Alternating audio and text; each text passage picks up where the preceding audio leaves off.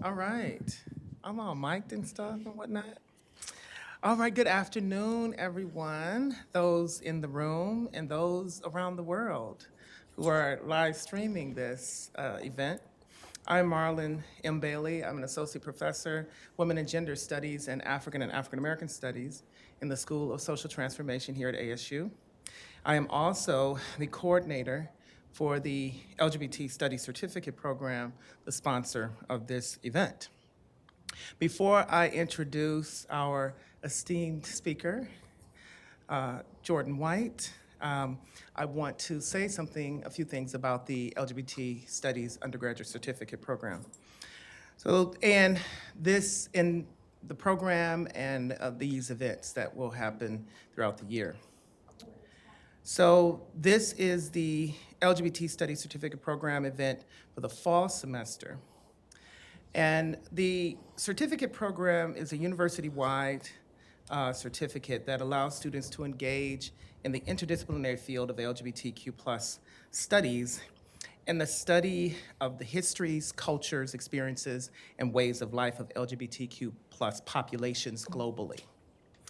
There's a total of 15 credits. It includes an introduction to LGBT history and culture and a wide range of elective courses that you can take to satisfy the certificate. And at the end of your certificate, or toward the end of your certificate, there's a capstone experience, which includes a public presentation of your capstone, either your project or thesis research. The second aspect of the LGBT Studies certificate is the programming, things like this. So the program organizes and sponsors different events to promote throughout the campus, and this is throughout the university, I should say, the richness of this interdisciplinary field. This is our third sponsored speaker event since the SST, the School of Social Transformation, became the program's academic home.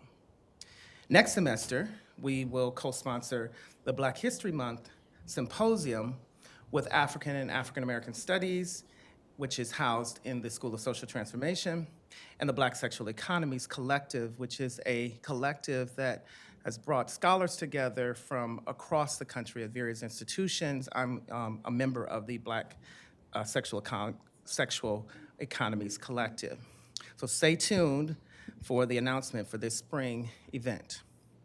Finally, the certificate program aims to provide students with the training and preparation to enter into a range of careers and occupational arenas. This is a program where many of us, from where I sit, train our students and prepare our students to be active in every sector, every career possibility in every sector of our society. We want people to have the training of LGBT studies to be able to impact social policy, to impact government, to impact education, a range of things. And this is also what generated the idea to bring Ms. White here to deliver her talk. So I would like to thank the School of Social Transformation, specifically Jeannie Coquette and Marjani Hawkins, and the faculty, staff, and students who helped to make this event possible. I also like to thank the LGBT Studies Certificate Advisory Committee. I also would like to thank our fearless leader, Dr. Camilla Fojas, who is the director of the School of Social Transformation. Now, to introduce our speaker. Jordyn White is the Deputy Director of Communities and Volunteer Relations at the Human Rights Campaign, HRC. She was formerly a program officer in the Division of Behavioral and Social Sciences and Education at the National Academies of Sciences, Engineering, and Medicine, where we had the pleasure of meeting and working together. It was fierce.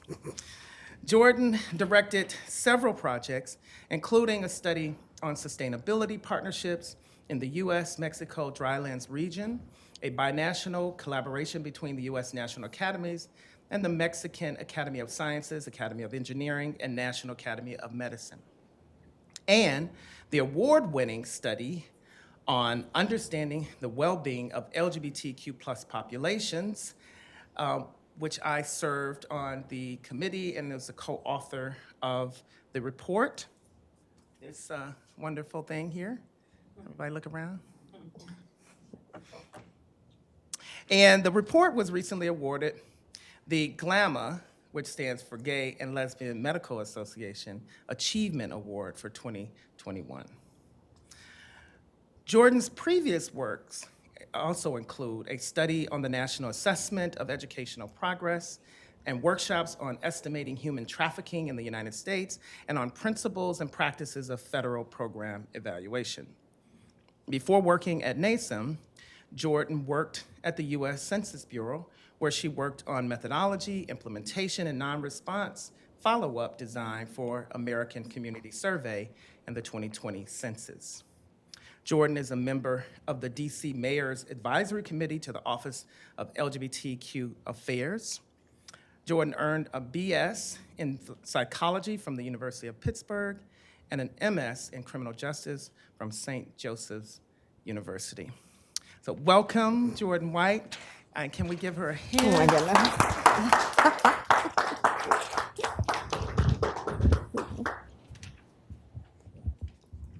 Hi, everyone. Wow, it's been so long since I've heard in-person applause. That that made me feel really good. I'm going to start, I believe, when Jeannie's ready, sharing the presentation.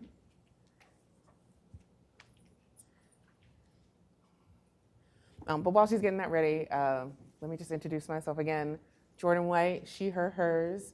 I am currently the Deputy Director of Community and Volunteer Relations at Human Rights Campaign. I was formerly a study director at the National Academy of Sciences. I am the general manager also of a women's football team in DC, the Washington Prodigy, a huge football fanatic. I was also on the 2017 Team USA women's gold medal tackle team. So it's a big passion of mine. I'm married, my wife is a firefighter. We live in DC. We have 2 girls, ages 3 and 1. So very, very busy all the time, which I know some of you also understand.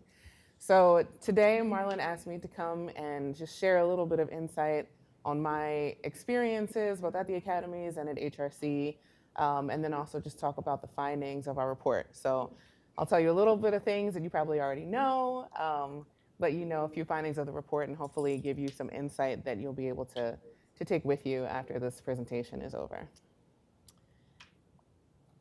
So I've always believed that one of the most important things that you can do for people is just to show up for them. And when they're in need, when they're celebrating a milestone or a victory, when their kid has a recital, when their car breaks down, or when they don't need anything at all and you just want to let them know that they were on your mind. In my opinion, that is the foundation of authentic friendships. So I just got married in August. This is my wife and I at her reception. Thank you. And she's gonna get mad at me. I told her, I was like, I'm plagiarizing your whole reception speech in my talk. In her speech, she talked about just how important it is to both her and I that we show up for people, and how important it is, and how grateful we were that they showed up for us, like in those moments. And just, holding space for each other and never really knowing, what kind of day someone's having, what they're going through. But if you just continue to show up, how profound of an experience, and a gesture that is for them. And at the end of her toast, she raised her glass and said, "To the show up," and everybody went absolutely crazy. So the show up has replaced our wedding hashtag, and just every time I have an experience, I'm like, oh, it kind of applies here, it applies here, it applies here too. So of course, when Marlon asked me to speak, it was the first topic that came to mind. And I told her she's not allowed to sue me for using her original content. So I believe that showing up as your best self requires 3 fundamental things. 1, you need to be present, which is pretty self-explanatory. You need to be there. And I know that recently with the pandemic, being present has meant many different things, especially in a virtual world. You need to be authentic. And you also have to have the desire and the opportunity to want to change the situation for the better. And I say that because you can show up to places and to situations with maybe 2 or 3 of these traits, but I would argue that you're not showing up in those instances as your best self. For example, I may go to the grocery store. I'm very present, of course. I'm there to buy my food. I'm present in the vegetable, the salad aisle. I'm present in the wine aisle. Let's just be real. And I'm authentic, maybe even more so than usual, because I'm probably there with no makeup, and some sweat. So that's just, as real as you're going to get. But I'm just there to get my stuff and leave, right? I'm not there to necessarily improve the situation or, like going there with any specific intent. So you wouldn't say, oh, I showed up today at the grocery store, right? You say you went. So when you are really wanting to show up in a space and to be your authentic self in a space, I feel like it has to be intentional to be effective. So then the question is, of course, how do we do that? And of course, like I was saying, being present requires very little explanation. That's just being there, whether it's physically, mentally, virtually, or emotionally, for someone or something else. But it involves actively situating yourself in a situation or an event. And then, of course, being authentic, your authenticity is directly linked to your intersectionality. And that's both very straightforward and also very complex. It's very easy to say, oh, just be yourself, right? But who are you? And are there different versions of you? Do they show up in different ways? And really understanding that. So we know that we all reside at the intersection of several different identities. I'm going to use myself as an example. I'm a Black female, of course, first and foremost. Back in 1989, and I'm sure if you're in this room, you've heard of Kimberly Crenshaw and her work on intersectionality. And that, as Marlon is snapping. And that term was first coined to describe the oppression that Black women face, in different social situations and, just kind of structurally at large. But then, there's also other facets of me. I'm cisgender, I'm queer, which now also intersectionality has been used to describe, kind of being at the intersection of several marginalized and, multiple identities. It was a big portion of our report. It was the lens through which we viewed well-being, LGBTQI plus well-being. So it's been kind of more recently evolved into that. But then there are other things that you may not always think about. I'm Christian, I'm wife, I'm a mother, I'm an athlete, I'm a Delta, I'm a post-grad, I'm, fortunate enough to be middle class. And all of those things, contribute to my experiences, how I view the world, how I show up in it, the biases that I have. We all have biases, And then let's not act like how I actually look does not have a bearing on how people view me, when I'm in different spaces, how they feel about me. So all of these things come into play, like when you were showing up. And you may elevate certain traits, like when I'm at church, and I get to clapping and hooping and whatnot. Of course, like the Christian is going to come out. When I'm at home and I'm, talking in my high-pitched voice to my 1-year-old, I'm a different person than I am here right now. And that's all, being authentic. It requires that versatility, and that adaptability. And you're never being less you in any of those situations. But you also need to understand that as you show up in those different ways, you may need different things in those situations. So, of course, desire and opportunity was the third component to want to show up and improve a situation. And I know that you all know that. You're all versatile, you're adaptable, you're here in the School of Social Transformation, so you want to show up and you want to make those changes. What I have learned recently in my work at the academies, especially in doing a study about intersectionality, about those disparities, is that it's not just about how you show up, but it's about the environment, the other people in the environment, how they're showing up, and really understanding how that can affect your capacity to be your best self and understanding what you need in those situations. So you really need to ask, what you need in order to show up as your best self. And so you know what you bring, but then what do you need from others? And these are the same factors, they're just kind of worded differently, but you need other people to be present for you, to create space, to acknowledge, that you're there, right? You need them to be authentic with you, you need them to keep it real with you, but then you also need them to see you for your authentic self, because if they don't see you, any work that you're doing will kind of, fall on deaf ears or blind eyes. And then you need the opportunity. And so when I say opportunity, I want you to think of this. So I had the pleasure of meeting a few of you earlier this afternoon, and you knew that you were coming here to hear me talk. But let's say that we didn't meet and there wasn't a talk, and I just showed up on ASU campus, and I had my laptop, and I started walking beside you giving this presentation. You'd be like, who are you? Why? Like, yeah, I'm okay, I agree, but like, can you leave me alone, please? I don't know who you are, right? I needed the opportunity, right? Dr. Bailey created this opportunity for me, and then I was able to, share, and we were able to kind of grow together in this way. But that's very important. So it's important that you focus just as much on what you can offer a situation as what you need from the situation to kind of show up as your best self. So thank you again, Professor Bailey, for creating this space for me. And then I also want you to ask yourself if your capacity to show up authentically has ever been hindered or been made more difficult by someone else, the way that someone else kind of showed up in that same situation, or the opportunity that they, created or did not create for you. And what did you do in those moments? A lot of times, especially, I know that I'm talking to a crowd of like-minded individuals, so I know that we've been in situations where, conditions weren't always optimal, and we've braved that discomfort, so as not to shrink, so as not to be lesser than, but that can be exhausting. Sometimes it works, and you push the envelope and you feel validated, but sometimes it leaves you feeling tired and defeated. When I was conducting this study at the National Academies, I had a few moments of validation. The study was major progress for the organization, but personally, in trying to put a lot of the things that we studied, highlighted, underscored into practice, it left me feeling very exhausted and misunderstood by the larger community, which is something that Marlon and I bonded on, and I think why he asked me to be here today. So I'm going to kind of shift gears and talk about our wonderful award-winning blood, sweat, and tears study on understanding the well-being of LGBTQI+ populations, and just go through some of the data that were in the report. But I first want to talk about just how we even got to this point into the report.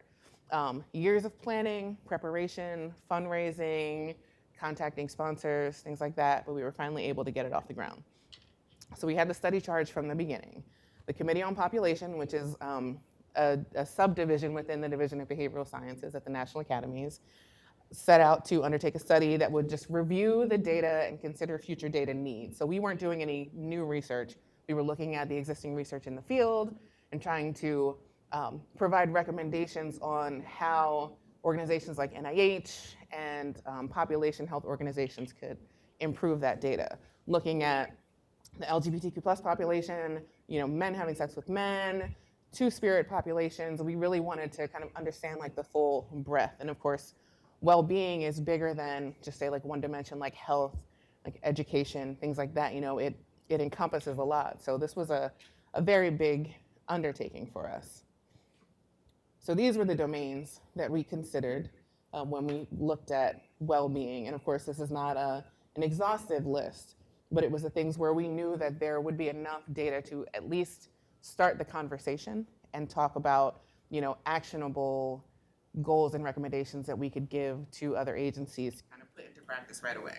So we looked at families, we looked at stigma and violence, discrimination, victimization, the role of community and culture, resilience, in social spaces, civic engagement, which is voter participation, political participation, socioeconomic status, of course, economic needs, involvement with the justice and legal systems, protection or lack thereof. Of course, like social change and geographic variations, how conditions vary from place to place and state to state. And then, of course, population health and well-being, on which there was probably more data than in any of the other. Oh, no, it's okay. No problem. Than any of the other factors. So we wanted to talk about what had been updated since the academies actually did a report on this in 2011. But there were so many other factors to consider that we wanted to give them equal billing as well. So our study committee, see, I highlighted my favorite in yellow, Professor Marlon Bailey. It consisted of 9 white individuals, 3 Black, 2 Latinx. We had 6 cis women, 6 cis men, 1 trans man, and 1 intersex woman. She identifies as a woman. We had 12 queer, we had 2 heterosexual individuals. And while that group was very diverse, we wish that it could have been even more diverse, but it took leaps and bounds and time, more time than we ever expected to even get us to this diverse list. And I'm essentially going to tell you why in this next slide. So this is the National Academies. This is the picture that you see when you walk in the door at 5th and F Street in DC. Abraham Lincoln founded the National Academy of Sciences as the first federal advisory agency in the Civil War. That is the tradition upon, the foundation upon which we have been built, right? The science has innovated leaps and bounds since then, obviously, right? The way we advise. Who advises has not changed nearly as rapidly as what we're advising on. And they're trying, but it's difficult because of what they consider to bring credibility to a study, which is, tenure. You want people that have been doing the job for, years and years. You want PhDs who have been in the field for a long time, but who was getting PhDs back in 1860? Who was getting PhDs in 1960, right? Did they look like me and you? They didn't, right? So when you use those kind of time-specific things to measure experience, you often exclude or make it difficult for a lot of people to come in. So this is what the academies look like. When Marlon showed up at a planning meeting in 2018, this is what the academies look like. And I said, yes, I need him on my study right now. This was his opening slide in his report. I took this picture on my phone and never deleted it because it meant that much to me. And I turned to my coworker and I was like, did you see that? Like, never in Academy's history have there been 2 Black men on the screen. And so I knew that Dr. Bailey was going to bring that radical perspective that we really needed. And I knew at that moment that I needed to get him on the committee. But I also knew that it was going to be kind of difficult. So, like I said, what's important for them, or just kind of in general to bolster the credibility of a National Academy study: tenure in the field, solid history of academic publications, prior involvement in National Academy's work, which of course you get someone who is a good contributor on a consensus committee. You want to continue to tap into that person, right? Because they do good work. They're impartial. They're educated, experts in the field, and that's great. There's not a lot of opportunity for new kind of young, fresh blood, and you find yourself having to fight to get the people on that you need. This study, considering that it was so just groundbreaking that we were even undertaking it, I as a director, I as a Black woman, I as a queer woman was not about to let this go the same way that the other studies had gone. So what was important to us was racial and ethnic diversity, of course, representation of different sexual orientations and gender identities, and having just young researchers, right, had like different and innovative ideas. They were hard to find, and not because they don't exist, but we often either don't know about those people yet, we don't celebrate them in the same ways, they're not as mainstream. So I knew they were out there, and even as we solicited nomination requests from queer advocacy organizations, the names that we got back were all the same white men and white women, and that was very disheartening because, of course, that these people are good, and you don't want to say, sorry, I can't use you. We have enough of you on the committee. Nobody wants to hear that, but essentially that's what it came down to in some of the situations, and we just needed them to understand that we couldn't do an LGBTQI study and have the committee be homogenous. That immediately discredits you to the people who matter, right? Maybe not to academia, but to the people that you're talking about. So it was very important that we did that. Now I'm going to talk a little bit more about the study. So we had a planning meeting in 2018, which is where I met Dr. Bailey. We had an expert meeting on the demography of sexual and gender minorities. We did not use the term minorities in our study because the word minorities, as we know, is very loaded. But NIH calls their office the Office of Sexual and Gender Minority Research. They were one of the primary funders of our study. So because this particular meeting was NIH funded, we use that same language. And then we had a stakeholder session at our first meeting where we heard from different trans justice advocates. We heard from all of our sponsors, and we really wanted to know, how could this study help you in your current practice? Because yes, we were writing an academic report, but it needed to reach further than academia, and we needed to understand like how we needed to go about writing that. And then, of course, at our second meeting in August of 2019, we had a seminar on amplifying visibility, where we were able to hear from some of the demographics that weren't represented on the report. So we talked to bisexual researchers, we talked to Two-Spirit individuals and community advocates, we heard from a queer Muslim youth organization, we heard from a transgender immigrant organization, Trans Queer Pueblo, which I believe is here, in Arizona. Intersex advocates and parents. That was a very moving and heartfelt discussion.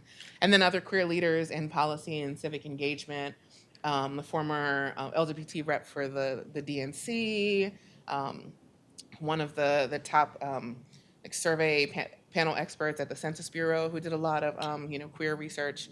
So we were really able to tap into some of those communities and let people know that we were being very intentional about hearing from all voices, knowing that we did not have the multiplicity of voices represented on the committee. So for the study, even though it was called the LGBTQI+ study, we used the term sexual and gender diverse in the study itself, not to create new terminology for widespread use, not to coin a new acronym, because there's so many acronyms already, Lord Jesus. And they all have a place, but we knew that it wasn't our goal to add another one. And when you're talking about the community at large, because the community can mean so many things, right? Like this is just a small list of the more prominent sexual orientations and gender identities that we maybe know, hear about, or research. But there's more. The population is evolving and changing every day. So saying sexual and gender diverse gives us the opportunity to acknowledge that broad spectrum of human development. So you'll hear me use that when I'm talking about the study a lot more than the LGBTQI+ acronym. So in understanding well-being, which I said was a very broad term, there's two sides, right? There's the subjective, kind of, what you feel and what you experience, and then objective, like external factors, kind of like what I was saying in the show up, right? There's like how you present yourself to the world, how you feel about yourself, how you manifest things in your own personal life, and then what you're able to do, because you could shine as bright as a diamond, but if you don't have the right economic advantage, the right educational opportunities, you won't be able to show up in that fullness. So, well-being is very contingent on you having strength in both, both within and from both sides of this. And then we focus, like I said, on 8 domains of well-being, which very closely match what I described in our study description. And of course, these were the frameworks that we used. So in addition to the domains, we had to consider, again, that when you talk about culture, when you talk about law in the legal system, when you talk about education, not only is it going to present differently for different aspects of the LGBTQI+ community, it's going to present differently for people within those similar groups. So a white gay male, a young white gay male, an older Black gay male, maybe, a school-aged gay male, right? One who's living in a rural area, one who comes from a very affluent background, right? One who's homeless because, their family disassociated with them. All of those things are going to play a part. So we had to think about social ecology. We had to think about, of course, stigma, social constructionism, identity affirmation.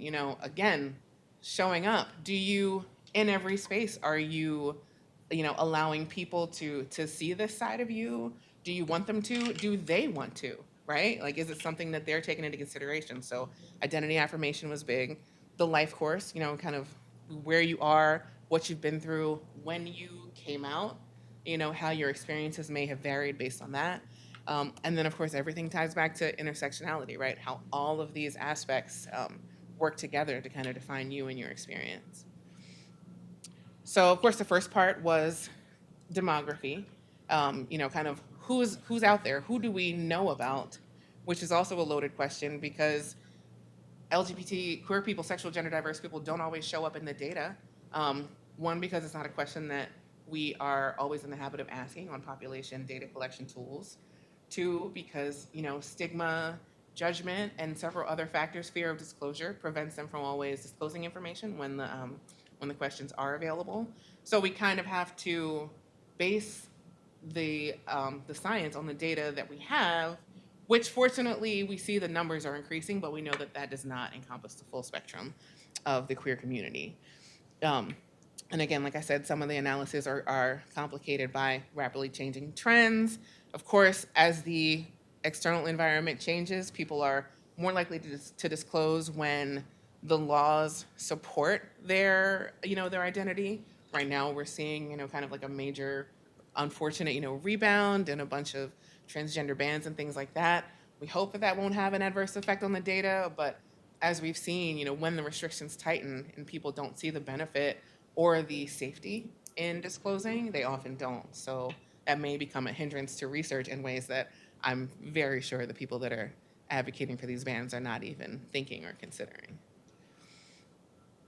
And then, of course, data collection. What are we doing now? Like I said, a lot of sexual orientation, gender identity, and intersex status questions are not included in most data tools, data systems, administrative records. A lot of times, like IRS data, family data, a lot of those things transfer and are used for, other constructive purposes in terms of what resources you may find in an area, who shows up, what kind of medicine, what kind of schools, what kind of, I worked at the census, so I'm always like, fill out your census because, an accurate population count and demographic count, determines how many traffic lights you have and how many firehouses you have and, all of those things. But it's very much the same when you're talking about population data as well. If they don't know that these people are there, they're not going to put effort, energy, and funding into, creating resources for them. And then, of course, longitudinal data, that can be linked across multiple data sources is sorely lacking, especially for transgender and intersex communities, just because the focus on that, which still isn't where it needs to be, is also kind of in its infancy. And then the law and legal systems. We know, of course, this highlighted sentence, that the treatment of sexual and gender diverse people in the legal system, it has improved, but not uniformly. So we've made major strides. Of course, we have the ability to marry, and there's different legal protections at different levels for local, state, and federal. We had a big workplace discrimination protection milestone that we hit back in, was that 2020? All my years are getting conflated. But there's still inequalities and inconsistencies.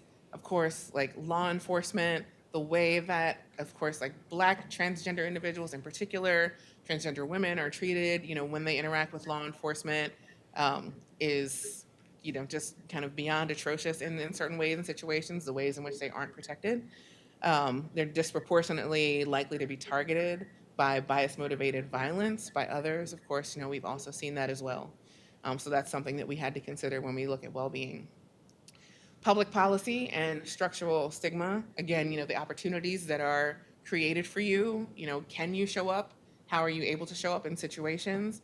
And then, of course, stigma is all about systems of power, how they're used to keep marginalized people down and, enforce norms that kind of cause them to shrink and maybe not be authentic, be afraid to be authentic. And then, of course, sometimes be excluded for being authentic, which is, can be equally as damaging, if not more. So, of course, we advocated in this report for innovative study designs that look at these things as well. Like, I know that it's hard to maybe quantify the experience, but in different kinds of observational studies, explorative studies, we really emphasize, and you'll see that later in the recommendations, that these are the kind of studies that you need to do because it's not just about, what's your cholesterol level, what's your heart rate, what's your income, there's so many other factors that go into that. And then, of course, community and civic engagement. This is Dr. Bailey's wheelhouse. He came in there and turned them out. And as a sidebar, kind of the unfortunate part was that even in this very diverse committee doing this study on, well-being, looking at intersectionality, understanding multiplicity of experience, there were times that people tried to say that the cultural experience, the religion, the ballroom culture, the resilience, and the ways that we have chosen family of taking care of one another are not as scientifically relevant as our health data, as our economic data, as what's happening in the schools. These are our lived experiences, right? Like, this is how we show up. A lot of times when structural stigma closes off other opportunities, we look to the culture, we look to the community, to the social outlets, to the coffee houses and the bookstores and the prides and things like that to be able to affirm our identities. So when you're talking about queer culture, there's no way you can do it without talking about that cultural experience as a data point for future research. And then, of course, families and social relationships. Both the relationships, romantic relationships, both in youth and adulthood, they're both loaded for different reasons. LGBT youth tend to experience more violence in their relationships, and just kind of turmoil in general. I think they're still trying to figure themselves out, gain acceptance, find healthy connections when there often aren't those healthy connections at home, things like that. Teachers become a very strong resource, but as you'll see in the next slide, teachers don't always have the support that they need to be the advocates for the children that they want to be. And then, of course, we did a deep dive into the children of same-sex partners, and what we essentially found is that they fare the same way that children of opposite-sex partners fare, and there's not a real difference there, which, of course, many advocates or of different sex adoption as opposed to same-sex adoption will try to say that it's a different family environment, it's not as productive, it's not as safe, but the research does not show that at all. And then, of course, legal relationship recognition, marriage, is associated with better health outcomes. And that could be simply because people are more comfortable, living their life normally in a place. Now, gay marriage is recognized everywhere. Whether or not it's supported is another story. So this data could have come from a time when it was not as widely recognized, but also benefits, right?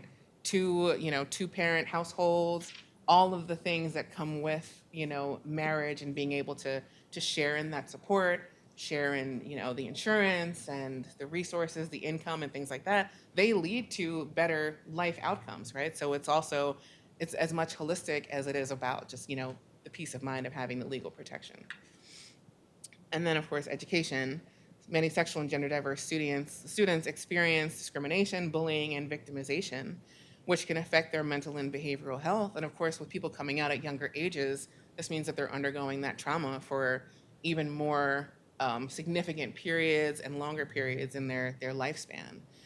And some of the strategies that you can use to kind of combat that discrimination, adopting inclusive policies, educating and training the teachers, and then also creating an environment where they know that it's okay to speak up in defense of their queer students when they are being bullied or discriminated against.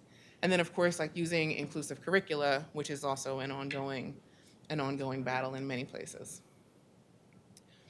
Economics, there's a clear and evidence of persistent economic inequality. Vulnerabilities are greater for certain groups, including transgender and bisexual people. In some areas, sexual and gender diverse groups are doing slightly better than others. I don't know if you've heard of the lesbian premium, where lesbian women actually tend to make slightly more than heterosexual women in their same fields. But again, is that because options for families aren't as plentiful to them, so they pour themselves into their work, right? You never know what the direct correlation is. Gay men do better than bisexual men, but worse than straight men. And then, of course, transgender and bisexual individuals, although there's least data on them, they fare economically the worst of all. Physical and mental health.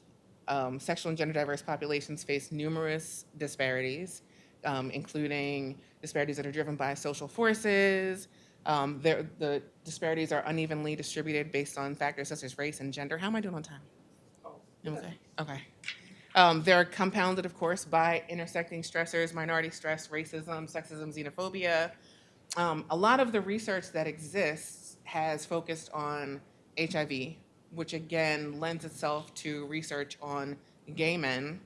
Oftentimes, even though they're not the population that is most affected, gay white men, in the data, because who's doing the research again, right? It always kind of goes back to that same thing.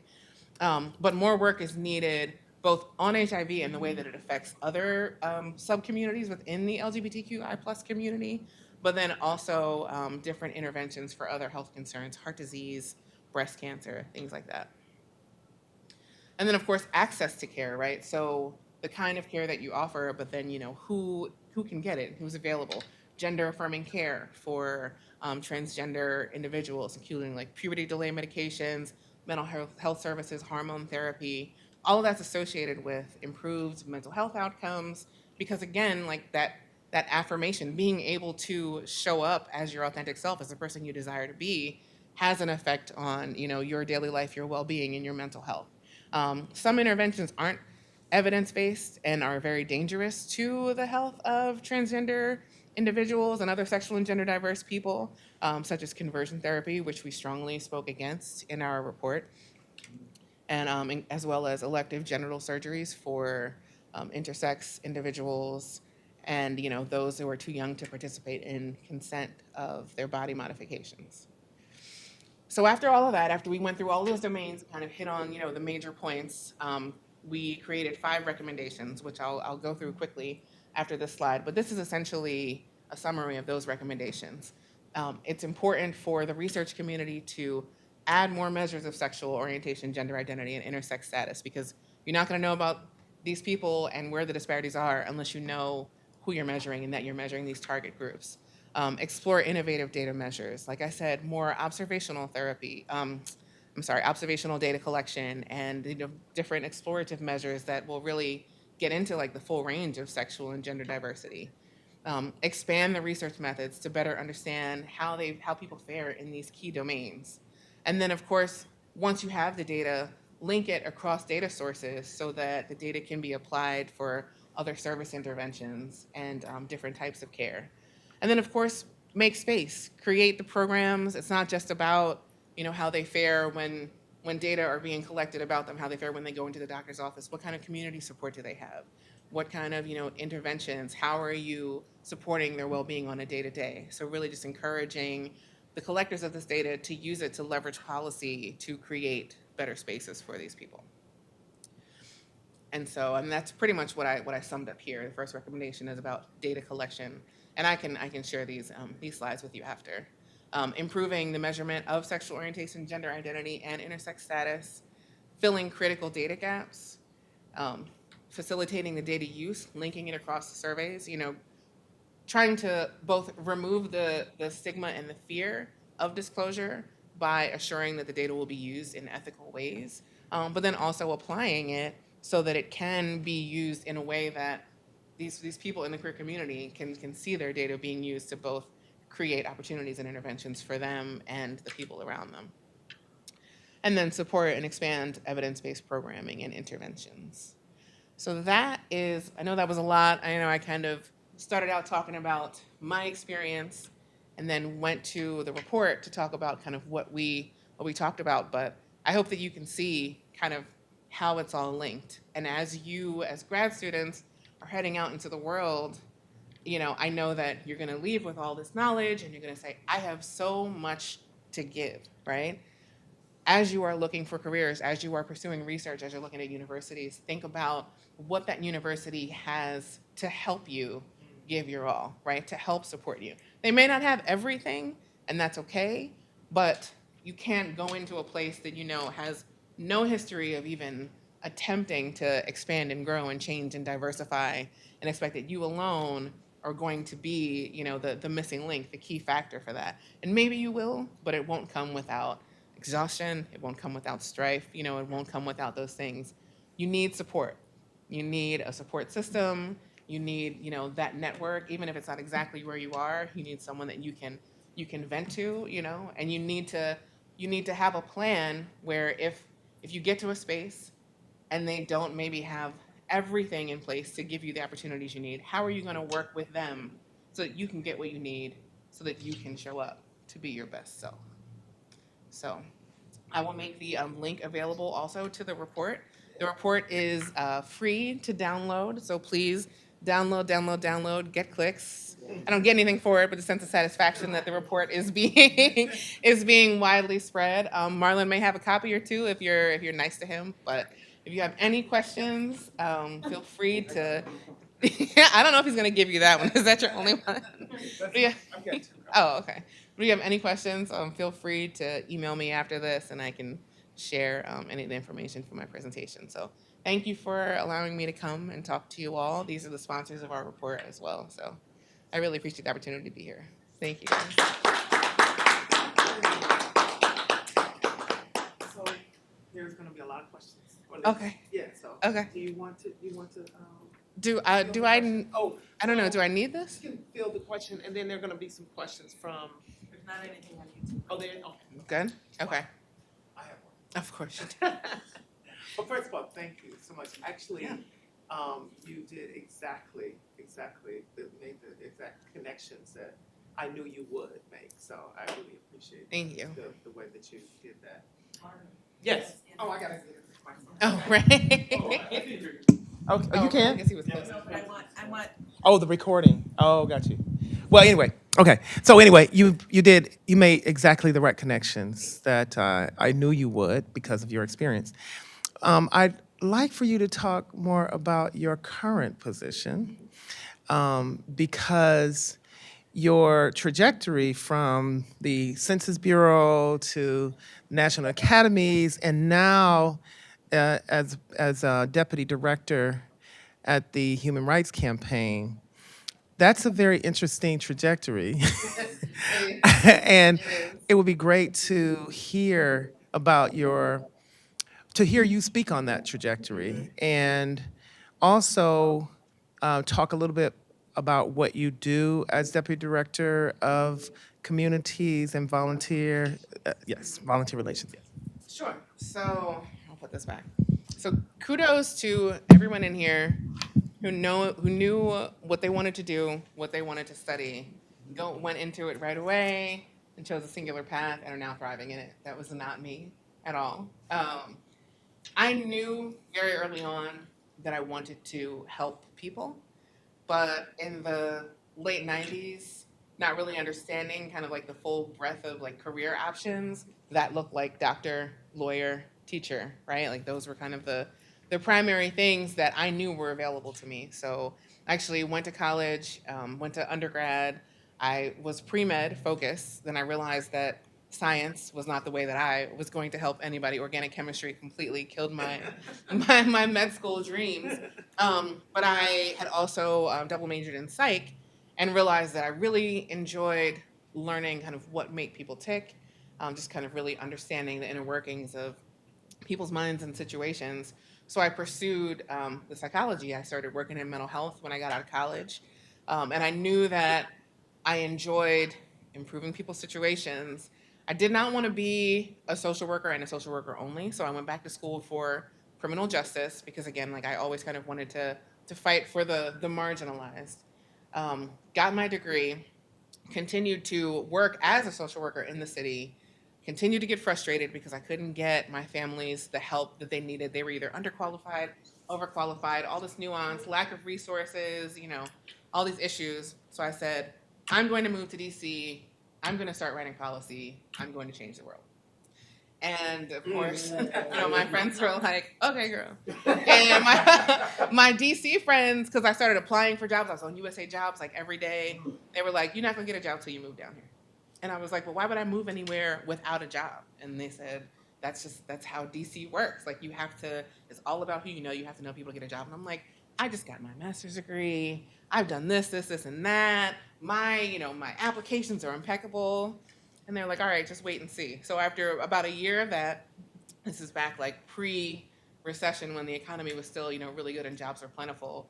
I made the leap. I took the leap and moved down there and started temping at a law firm because I was told that my experience as a legal assistant would translate better on paper than my social work experience when I was trying to get a job in the government. Things are, right. So my experience managing somebody's calendar was going to look better on paper than like intervening for, entire families in like critical need. So then I went from the psychology and the social service to the legal. I worked for a patent attorney during the recession. Of course, they laid off several attorneys and they laid off their assistants. So I long-term substitute taught for a while, just kind of out of necessity at this point. All this time trying to figure out, like, what am I doing with my life and my grad degree if now I'm here teaching fifth graders in Baltimore? It was a whole kind of crisis moment. Did that for a while, enjoyed teaching, but kind of knew that wasn't my end all be all. Was also playing football. I started playing football in Philly, started playing in DC when I moved down there. One of my teammates was a manager at the Census Bureau. She knew that I had been applying and a job came open in her branch. And she said, if your resume is in the pool of qualified candidates, I'll make sure that my boss interviews you for the job. It essentially all boiled down to who I knew. And I got that job, and that is honestly how DC, and probably many other places, but absolutely how DC operates. So my first week there, I remember going to my friend, she's kind of showing me around like all the offices, all the divisions, and I asked her where there's social outreach, like where that happened, because again, I always kind of wanted to stay in touch with the community. I always wanted to give back, and she was like, "Oh, we have a social outreach branch," and I said, "Well, what do they do?" She was like, well, they field complaint calls. When people say, why do you want my information from the census? And I was like, that's not the social outreach that, that I was thinking about. Like, I don't want to spend my whole days, telling people, no, yes, please fill it out. It is legit, although it is legit, and please fill it out. But that's not, what I wanted to do. So when an opportunity came a few years later for me to move from her branch to the research methods branch, I took it, which, again, she kind of always knew that I wanted to get back to that kind of closer to the community. Although you can't, in a data collection agency, you can only get but so close to the community. And then eventually I decided that I still wasn't close enough. And so once I had some tenure and had become a supervisor at the census, I started looking other places. National Academy of Sciences, as a federal advisory agency, was a very close partner to census. So having the skills that I had learned as a technical writer, as a research methodologist at the census actually made me an excellent candidate for my job at the National Academies. And I had asked them, when I was there, kind of like what they were looking for. But even in the job description, in the Division of Behavioral and Social Science, they wanted people with experience in social science and mental health. They wanted people with experience in law and criminal justice. They wanted people with experience in education. And they wanted people with experience in research and data collection. And fortunately, my random ass had done all those things in like the last 5 years. So it actually, it worked out perfectly. And while it's a PhD preferred job, I think me having kind of that very like varied experience is what kind of helped me get there. And I was at the Academies for 5 years, and things were going very well until last year. I mean, to make a very long story short and to put it bluntly, while I was doing this study, one of the members of the study committee was just, as male can be. He was white presenting, although not of white ethnicity. And just me as a Black woman directing a study that he was on, I mean, we butt heads several times. He being an outsider, I went to my supervisors and said, hey, I'm having a difficult time with this person. Can you support me in these moments? And they tiptoed, they pacified, well, what can we do to make him not be so, like, what can you do to make the situation better? And I really didn't like how that made me feel. They applauded my work. I got awarded internally for the work. We got awarded externally for the work. Everybody was really happy with it. I wasn't happy with how they handled me and just didn't want to give them an opportunity to do it again. So I started looking for other jobs, and I came to HRC. So now I'm around a bunch of queers who all very much understand that people show up differently in different situations and, very much need to be supported. It's great. It's been a very interesting time at HRC. We've had some very dramatic recent changes in leadership, but the sense of community that they provide and the sense of family is just really reassuring. And the space that they give people to feel all those feelings, to kind of talk about what the different changes, mean to them. And then also the reach. Like, we have 32 active communities of very committed volunteers across the country, and we get to touch all of those in the communities and volunteer relations. So our job is to really make sure that the people who are doing the work on the ground, so I finally got back to, the grounds. I'm saving the world, y'all, I promise, I'm saving the world. make sure that they have what they need to continue to do those jobs. So that's my that's my story. So thank you. Do you have another question? I know you do. Sorry, because I need to take this around to people who have questions. I'll have another one though. First, I want to say thank you for coming and thank you, Dr. Bailey, for making this happen. So there's this idea of the show up that you described that your wife, I would say, coined. She did it, but everybody. It reminds me of this notion of shifting, coined by Camille Shorter Gooden and Sharice Jones. And in that, it discusses Black women having to compartmentalize and because of the racial and gender bias that they face in different settings, and that compartmentalizing actually creates significant physical and psychic, it takes a detrimental toll on you. So with this notion of shifting, can you describe like how in these spaces that you've navigated, how it has affected your health? Yeah, so while I was going through all that stress that I just told you about, I was pregnant during a pandemic. So, I'm an extrovert. I keep a busy calendar, playing football, doing all those things. So I was already undergoing, just a lot of stress like we all were, from the change, from the fear of, what is this pandemic? Like, not because we didn't really understand COVID at the time, didn't have a vaccine. My wife being a first responder, running COVID patients to the hospital every day. So there was, already all of that stress and all those things that I needed to hold before even thinking about work, right? And so I think that, Black women are unicorns, right? Personally, I think that we're amazing. The compartmentalization, when we have the liberty to kind of exercise it to our kind of like natural advantage, can be something that works really well for us.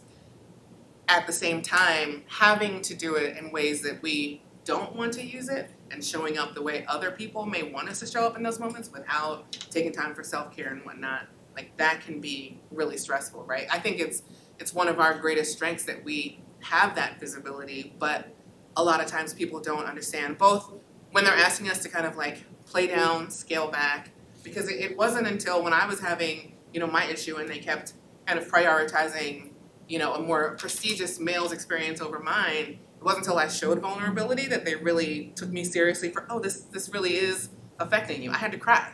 I'm sure that there's several of my colleagues who maybe at the first complaint wouldn't have had to do that. And it wasn't that I never wanted to be vulnerable at work, because like I said, now I'm at a job where vulnerability is welcome and appreciated. I knew that at my old job, vulnerability would have been taken to mean that maybe the work is too hard for me. Maybe I can't handle it. Maybe I should be taken off of that and given something else instead of being given the support. So in that point, I had to use more strength than I wanted, because I always had to make sure that it looked like I was doing a good job, even though my work quality was never in question, right? And then I had to downplay the softer side of me, which was hard because I wanted to show emotion and be vulnerable and be able to have those, those safe spaces and those conversations. So yes, it definitely took a toll on me. I think that that is the biggest thing, just us not having the opportunity to, display emotion in a way that doesn't make other people question our productivity, our effectiveness, our strength. Because other races, other classes get to do it and they get supported in that, it's like, what do you need? How can I support you? And we don't get that. It's, it's what's wrong with you. It's why aren't you strong like you normally are? So it's definitely a double-edged sword. I feel like when we have the opportunity to kind of, show up in our multiplicity of ways, then we can really thrive, but we don't always get that opportunity. Thank you. Thank you. I know you said you don't have a PhD, but Dr. White is definitely in the house, right? So thank you ever so much. Thank you, Dr. Bailey, for this opportunity and definitely creating the opportunity. So 2 questions, and I'll try to make them as as succinct as possible. The first is you talked a lot about the what and a little bit about the how. Can you talk a little bit about the whys? What were the whys that you provided to some of your funders? What were some of the whys that pushed the project along? Because oftentimes, I know as graduate students, we have to defend what we are researching or what we're proposing or even the way in which we're going to do it. Like, what were some of the whys? And then the other was, you know, knowing Dr. Bailey and meeting you. How did you get a group of people to move from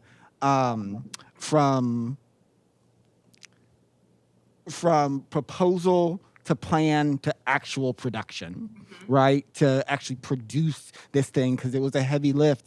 And oftentimes, you know, you have one person who's doing that heavy lift, but you got 12 people on the committee. Yeah. So I'm just interested in what were some of the strategies that you moved it from theory to material. So the biggest why, and our sponsor, our partner at NIH, you know, really helped us with that is, you know, people are acknowledging that there are sexual and gender diverse people, you know, in the population, but we didn't know anything really about them. And it's not just enough to know that they exist, because like what little research there is has shown that there are like drastic differences in their health outcomes. You know, why is it more, you know, queer kids and Black trans women homeless on the street? Like, that's not just a random phenomenon, right? But you don't know why. Like, what economic situations, you know, lack of advantages and opportunities got them there? Why aren't you studying it? You know, why don't you know? So it was basically our passion for doing the work was knowing that it was going to be used to defend the reason why this kind of study needed more funding, right? Maybe the people who are making the decisions about funding don't realize that there are differences. Maybe they think that, you know, we got marriage equality, so we're done, right? Like, you know, we got a couple gay politicians and, you know, some gay people in the media, you know, 2 dads in a cartoon. Like, y'all are good. What else, you know, what else do you need, right? So we needed to let them know, like, no, the work is nowhere near finished. And, you know, these people are, you know, you have trans men getting breast cancer because they're afraid to get mammograms because, or maybe they don't know that they need them because no one's saying, like, hey, I know you had a mastectomy, you know, but there's still cells there that could potentially be cancerous, or they don't want to go in and be given a pink nightgown when they, you know, have to go into the doctor's office or things like that. So just really trying to increase people's competency by,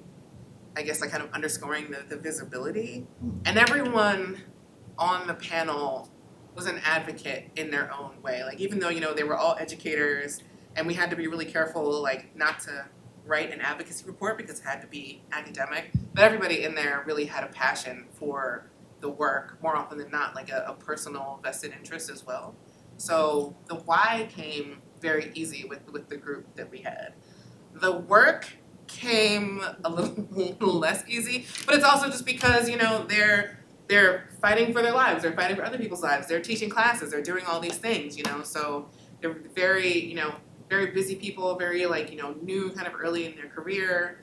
Definitely felt like herding cats a lot, you know, just trying to remind people, ping people, hey, you know, we need this. And then, of course, once we stopped meeting in person, you know, the pandemic kind of hit, like right when we were going into like peer review for the report. And so people just kind of started, not disappearing, because I don't want to say everybody had their own stressors, but they had so much more to think about. So it was really difficult to kind of like just reel everybody back in, you know, pull them together at the end to do the writing. So it was difficult. I had an amazing project consultant who definitely helped me, you know, stay on people's lines and, you know, pick up the slack with the writing, you know, when other like people on the committee, you know, got too busy. But I mean, overall, I will say that everyone in the group was very passionate about the work. And even though they had other kind of competing priorities, we were really able to pull it together and make a really good report. Well, I definitely thank you for turning passion into power and power into production. Thank you.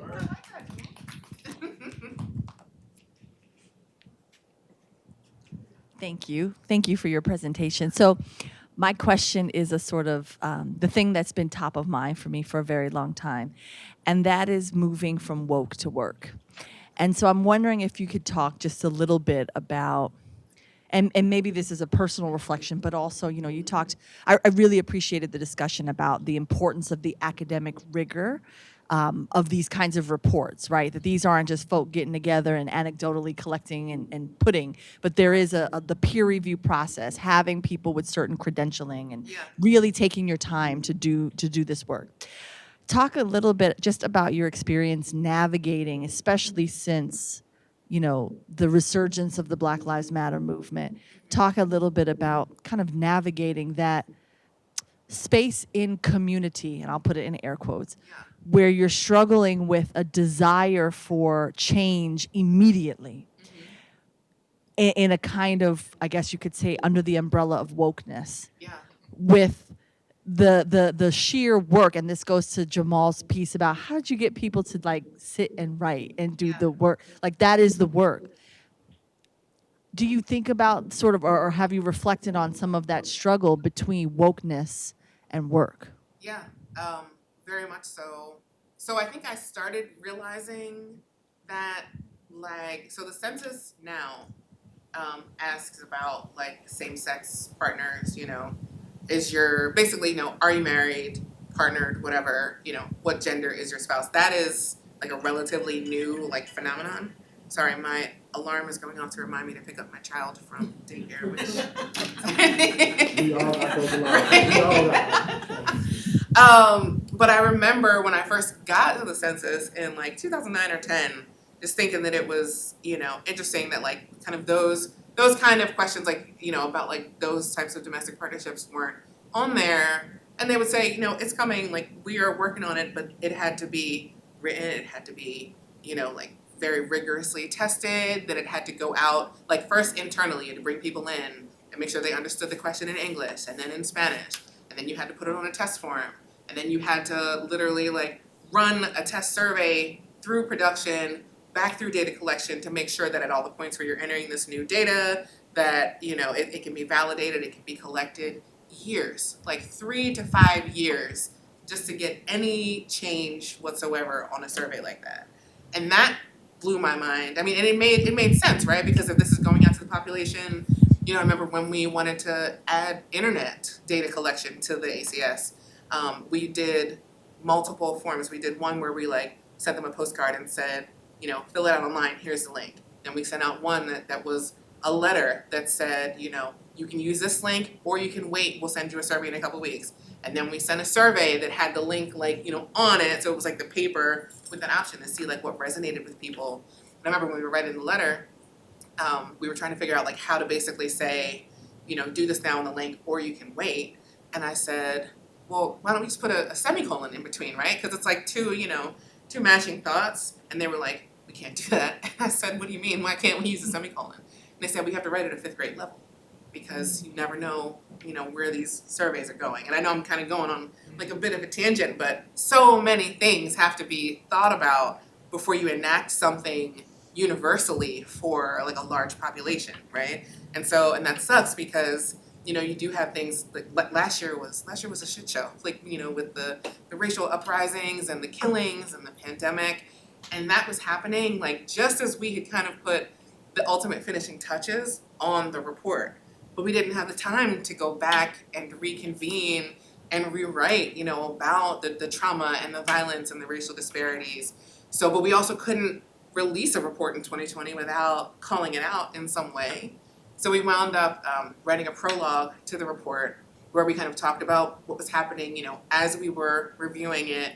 And then also pandemic-wise, kind of tying that into like, we don't know how the queer community is really being affected by it because at that point in time, only 1 or 2 states were even collecting data on sexual orientation and gender identity while they were like researching COVID-19 cases in their states. So kind of, again, like, you don't know what's happening because y'all aren't collecting this data, right? In underscoring intersectionality in terms of, like violence against Black individuals. And, like, yes, like we have names like Breonna Taylor and George Floyd that we can call out, but if I asked you, like, who are the last 5 Black transgender women, in the news, who were victimized, a lot of us, myself included, could not just like readily, like pull up those names and those lists. So the prologue called a lot of that out, but yeah, it's hard. Like, you get why you need the time, but it's really difficult, and just trying to move as fast as you can, but knowing that it's academia, so you can never move quite as fast as you want. So yeah, I mean, that was how we kind of like had to add an appendix to it to call it out, because we couldn't put this out and not mention it. So you will see that in the report. Other questions? Oh, I have another one.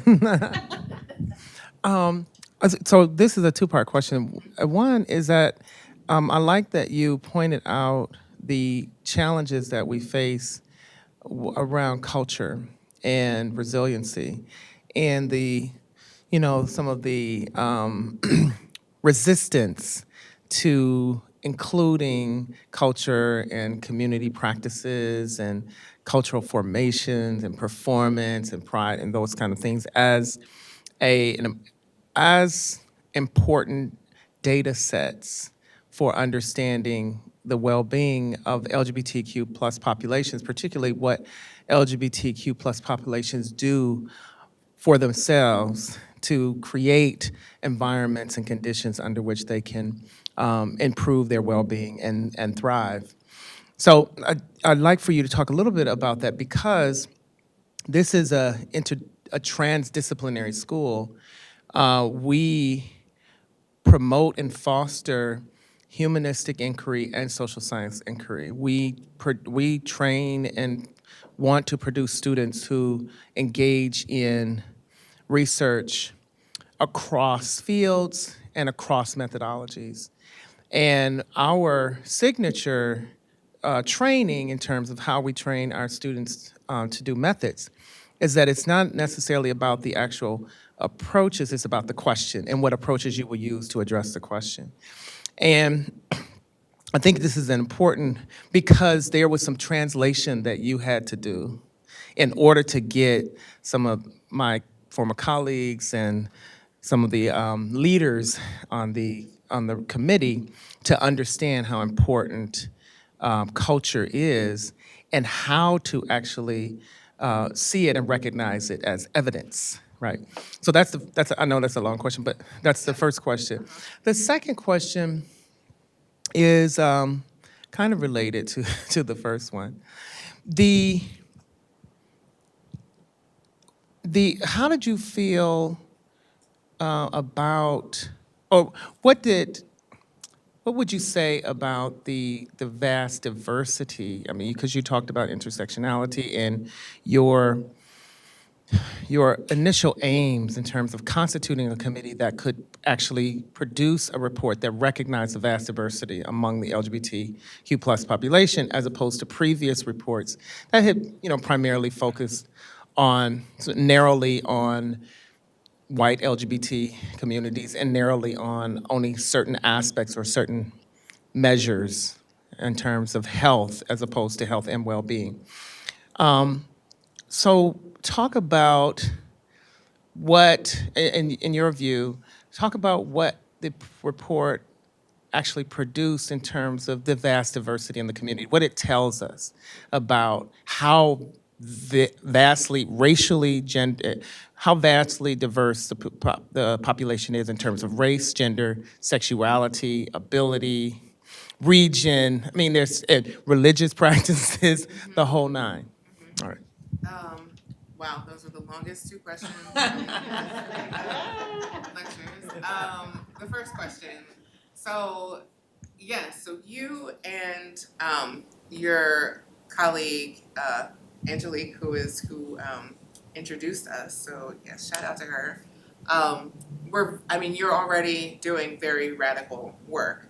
So you write very radically, and people on the committee who had been on prior academy studies knew that the way that they wrote isn't how normal academy studies sounded, and wanted to kind of temper it down, a little bit of whitewashing, and I'm not blaming them, because it wasn't just up to them to determine the content of the report.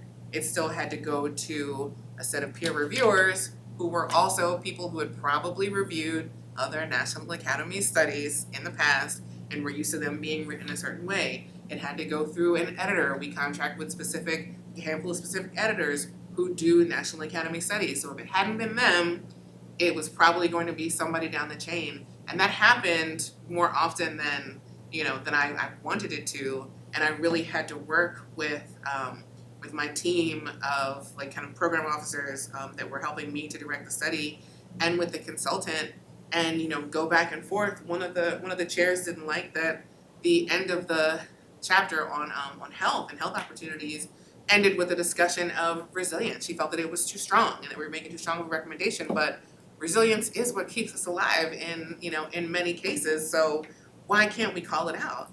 And she asked me to change it, and so I purposefully punted and I said, if you want to change it, you have to convince the expert writer of this chapter, who is not you, why it needs to be changed. And we did that a lot with with the cultural work. Like, if you don't research culture, you can't really speak to how it needs to be addressed. Like, yes, we have to call out that Black people aren't represented at most mainstream prides, which is why we have Black prides and why we have counter prides, and because people of color don't get those those opportunities. Like, we need to say it. We can't say people from marginalized groups don't always find themselves. No, like, Black people don't feel welcome at Pride. Like, say it. So there were a lot of that, and this is coming from like LGBT researchers. This isn't coming from from straights or people that aren't like regularly in touch with this. But it's not everybody's experience. That intersectionality. I mean, it works.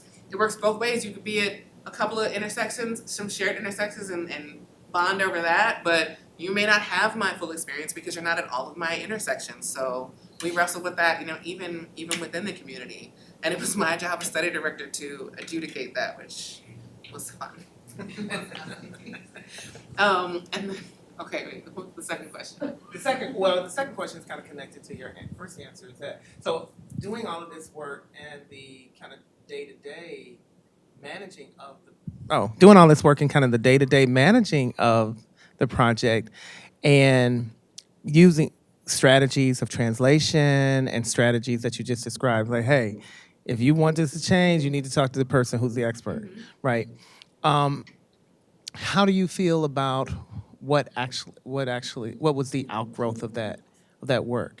Because what it revealed is vast diversity in the community across a range of categories that you would not necessarily have been able to capture if you didn't do some of that work, including how you constituted the committee, but also the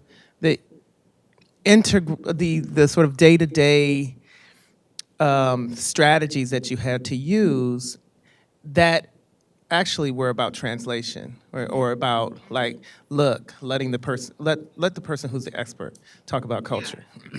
Yeah. I mean, it really, for me, it all boiled down to us being accountable to the people that we're writing about, which I feel like is important. When you do physical science or biological science, like, it's very, very cut and dry. You're talking about cells, you're talking about gases, you're talking about dirt. You don't have to be dirty to talk about dirt, right? But like, you can't really tap into the lived experience and the situation and like make prescriptions on what would improve a gay person, a lesbian person, a transgender person's well-being if you're not at all in touch with their experience, right? So it all came into like authenticity. I don't know, I probably can't see. I had a picture up there, but even this cover.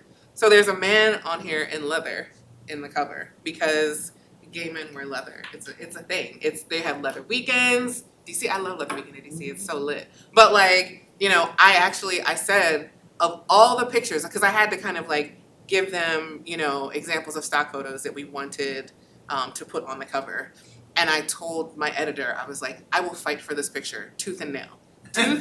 Tooth and nail. Just, and it's a white man, so of course I wasn't like, I had to make sure that we had people of color, but I was like, I want people when they pick up this book to actually see people who look like the people that they associate with, the people that, they're friends with, that they love, that they're married to, that they care about, that look like them. And a lot of times, like, I may have gotten a little resistance, but if I was able to say, like, look, who are we writing this for, right? Like, that was kind of my, my leverage with that. And then kind of same thing with, like, what's inside of the report. Like I said at the beginning, wanting to write it for the academic community and the policymakers, but also the, the health organizations like Fenway, like Whitman Walker, and the places where there are people doing the research, who also need to say to their, their clients and their patients, like, look, we are trying to learn more about this so we can get you help, right? And so that they know, because your average, queer person probably is not gonna pick up that book, but someone who they interface with is, and they need to know that, like, that data, those data are coming, that it's on the horizon, and hopefully making some traction that will help them do their jobs better. So. I asked you that question because it's real important for those of us who do research and who conduct research that has policy implication, that representation matters. So the example that you just talked about is really important, that it may be viewed as an insignificant thing, but who appears on the cover is essential, because you want to try as best as you can to have representation on the cover that reflect the recognition of various communities in the actual report, so that they can see themselves. And the question that you constantly raise, who are we writing this for? And that was when I approached writing the community and civic engagement with Angelique Harris. I was also thinking about that, and I learned a lot about the communities that I didn't even know, and I learned by actually doing research and writing about it. Two-spirit communities, and I was able to talk about other non-institutional religious practices that include queer people, and also Muslim. LGBT Muslims. That was also based on the panel that we had, the seminar that we had, and then I did further research on it because I wanted to make sure that those communities and those practices and those institutions were acknowledged, represented, and recognized in the report as a part of not only the LGBTQ plus population, but contributing to the well-being of LGBTQ plus populations. Other questions? Thanks again. This was great. Excellent talk. You mentioned a few things that I just tried to write them down verbatim. I mean, just gems that you kept dropping. One that stood out, and as you're talking about navigating, like getting people to get, herding the cats and doing all of those different things you have to do and negotiate, you mentioned that you're not being less of you in different spaces when you had to put forth a different identity or put that one forward. I wondered if you used some of that moving in and out of your identity strategically to help you move through the process and negotiate with the other people on the committees. If so, how did you do that? Marlon's probably a great example. I don't cut up with nobody on the committee like I cut up with Marlon. So, I feel like, of course, anybody you meet, something different about them, like as you engage, is going to, is going to resonate with you. So it's not always about being, completely like a different person in space to space, but whatever is speaking to you from that other person, like tapping into that experience to initiate conversation, to have those interactions. Like, that's what I mean when I say, like, elevating and amplifying like different parts of your identity. So it's not necessarily that you're shrinking others. It's just that, if something is glowing, or something is pulsing, like I was, talking to Felicia about being a mom. Like, I'm not gonna have that conversation, with you, right? Like, we went, how long did we talk about potty training and diapers and things like that? Or, I'm not gonna sit up here and, talk to you like I talk to my, my 1-year-old. Like, who's mama's favorite student? Like, I'm not, you know what I mean? Like, those things. So that's more what I meant from that. But, to your point, there were some older people on the committee, there were younger people on the committee, and I absolutely approached them differently. Also to try to get them to, to do the work, a little deference, a little, a little hand holding, a little like, hey, like we're really counting on you. So it was equally as strategic as it was me drawing on, like things that were inside of me. Some people I could text and be like, girl, I need you right in the room, right? But I knew that like we speak the same language because we might be like the same generation or, kind of have those same backgrounds. And I think that helped me when I did need to adjudicate like between two people to kind of know, okay, what's really going to resonate with this person just based on the relationships that I built. And I think, I know people, very smart, very educated, kind people who feel like authenticity means you gotta show up the same way every time in every situation. They always be trying to teach somebody something, they just like never let their hair down and just like relax. But I also feel like we also need that space, to be vulnerable. But vulnerability doesn't always have to mean sad crying, I should be able to use imperfect grammar in my text sometimes, I should be able to, cuss or send politically incorrect GIFs, in my group me with my friends, but then know that if I said, like if we were back in DC and I said, hey y'all, I have a talk, can you come show up? They would ask me questions longer than Marlon's, right? Because they, like they know how to turn it on. So I think it's really important, one, to your own like mental and physical health, and then also to the relationships that you maintain, to be able to know like which part of you is going to resonate, which part is going to thrive, and which part's going to get fed, right? Like when you go into a situation. So I definitely use it, but I also use a little bit of like psychology and mental gymnastics to get them to do what I need them to do. Yeah. Other questions? Yeah. Can we ask another one? Yeah, Joe. Ask as many as you want. So I just want to preface this with that is the academic lineage that I come from right there.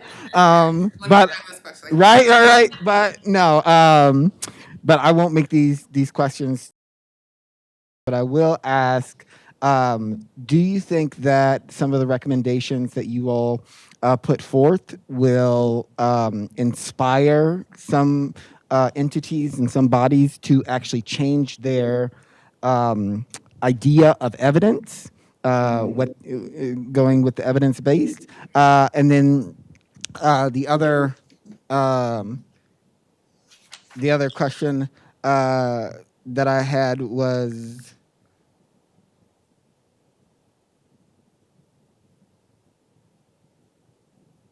Oh, the desire and opportunity piece, and if you could connect the desire and opportunity piece back to your defining your leadership through the radical self inclusivity. If you could connect that desire and opportunity back to that. Yeah. And then the other question, of course, being, do you think that there's any entities that will change their idea of evidence and actually put money behind it? Yeah. So I'm gonna answer those in reverse. The first answer is very simple. You gotta know when you're running into a brick wall, right? Like that's it. Like you can have all of the capacities for a leader. You can, understand how you're showing up, but your fight to some end has to be productive for you, to make any type of substantive change. And that's not all up to you. And we as humans, myself included, I'm very confident in my abilities. I think I can do a lot of things. And it took me a while to realize that like it's never just up to me, and like how well I am able to do anything that does not solely pertain to just me, right? Like in friendships, relationships, I'm very type A, like I'm a Capricorn. So I would even, in my younger days, if I had to tell somebody something difficult, I would stress over like how they might react and then change my delivery in anticipation of like what they might say, to try to like prevent us from having to go down some of those like complicated roads. And then I realized like I can't control how anybody else feels, I can't control what anybody else wants. I have to say what my truth is, leave it out there, and let them digest. And also I'm not gonna be able to I'm not creating the opportunity for them to be authentic if I try to script it in a way that is like most self-serving to me, right? And so like leadership happens the same way. Like people think that like leadership means, you know, total control or, you know, being able to like, you know, manipulate like all situations. I forget who said it. I really wish that I remembered, but I was listening to a TED Talk a while back, and the gentleman basically said that like the biggest quality of a good leader is for your work to be carried out like, you know, in your absence, right? Because there have to be people there who, you know, who want to be led, you know, who like what you're saying is resonating with them to some degree. Like you may have to coach them up to get them to like fully understand like, you know, what your mission is. But if there's no inkling of opportunity for that, then you really have to ask yourself like, you know, what am I doing in this space? Like, do I need to change my approach? Or am I fully committed to this approach, but just need to, you know, to go somewhere else for it to really like thrive and be productive? So that's kind of, you know, what I meant with like really understanding like, what am I here for? Like, is this, you know, am I here to feed my ego or am I here to really make change? And what's that gonna look like? How am I gonna get what I need from the environment to really do what I need to do? The other question, yes, I do feel it's gonna make change. All change, like I was telling Mako, takes incredibly long. But NIH is super committed to, you know, increase funding for this research, and they have reach in so many arenas and places and kind of, you know, like especially like in the policy world, that I do think it'll gain some traction.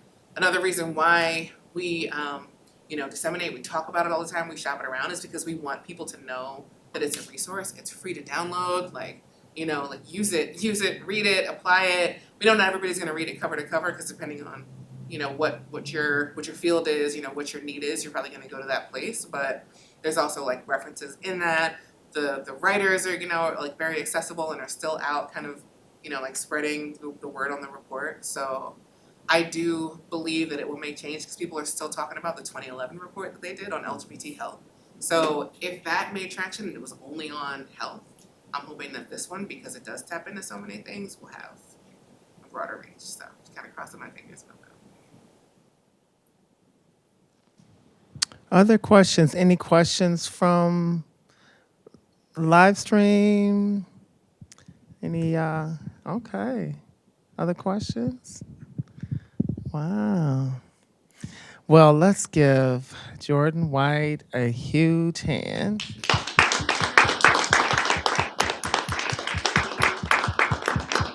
Such an excellent talk, and appreciate all of the important information and guidance that you offered and testimony from your own experience, but also the incredible work that you continue to do and bringing institutions in conversation with communities in actual real ways.